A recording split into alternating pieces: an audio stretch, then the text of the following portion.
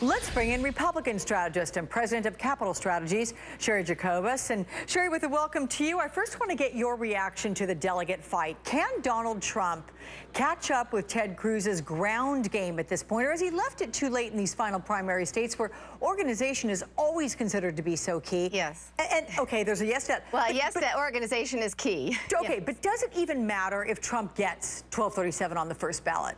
Well, yeah, it does matter. I mean, whoever gets 1237 is going to have the nomination, whether they get it in Cleveland or beforehand. But here's the thing. You have to start building this type of an organization early. We know that Mr. Trump garnered, nearly $2 billion worth of free media that the other candidates did not get, and so he benefited greatly from that and from his name ID. Everybody saw The Apprentice, a top-rated show. But it does take more than that, and I think they are caught a little bit flat-footed now, seemingly unaware of what RNC Republican Convention rules are, what the nominating process is. And we also see that a lot of his supporters, as well as other people who maybe aren't committed yet or support other candidates, seem confused. So the fact that it's in focus now and the media is really focusing and sort of educating people on what the process is. It wasn't something new that came up. Nobody's trying to cheat or steal anything from anyone. This is the process. It's complicated for a reason. It's to make sure that the party gets the best candidate who can win.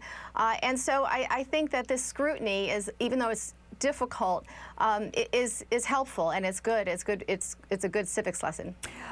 Cheri, I know that you met with Trump's campaign manager, Corey Lewandowski, to discuss potentially taking on the role of communications director, and I know that did not end well, and I don't want to get into all the fallout here.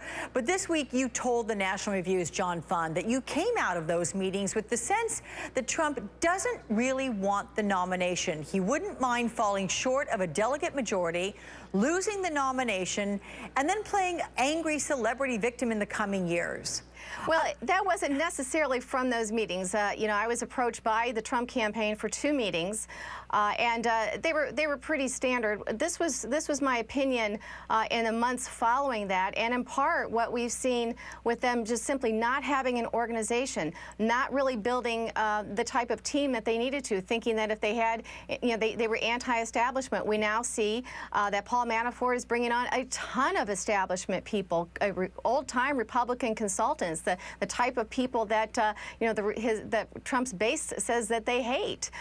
So we're seeing that it's they're starting to realize that there are some people who know what they're doing, and there's some value in that experience. But look, Mr. Trump did not really have an issues platform to run on. He sort of was winging it, and it worked for a while. But he's in that part of the process now where people want specifics, and they want all of the candidates that are left, to be statesmanlike, to know what they're talking about. This is a person who's going to be commander-in-chief. Parents of military personnel and spouses and families, they want to know that the person who is in charge, basically, of the lives of military men and women serving in dangerous situations, have the right commander-in-chief. So it's getting a little bit more serious now, and we see that now in the discussions and in the coverage, and now that there's fewer candidates, the scrutiny is there. And I don't see Mr. Trump really being as crisp on the issues as I think a lot of voters would expect, or compared to Kasich or Cruz, frankly. So then, how do you see this all ending? I think the way the delegate race is going, for the race for the delegates, it shows that Mr. Trump was not prepared. Mr. Cruz is. Kasich is probably going to do well in New York. If they keep Trump under 50% in New York, that really makes a difference. So I don't think that Trump is going to have that threshold of 1237 going into the convention. And I think at that point, I don't think they'll get an outsider. I think that if Cruz has shown that he's capable of sort of unifying, there are a lot of people in Washington that didn't like him, but they're kind of coming around.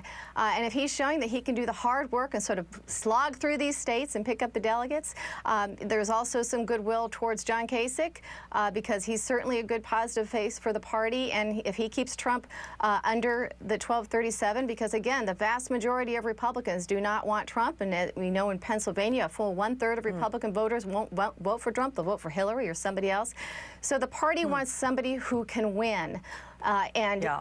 they want somebody who has been vetted, and so they want somebody who shows that they know how to go through these states and really work people and convince them, not by bullying them, not by calling people names, not by threatening them, but really convincing them that they are the best person to represent the party and who can beat the Democrat nominee, who will probably be Hillary. Okay, Cheri Jacobus, thank you so much, as Thank you. always.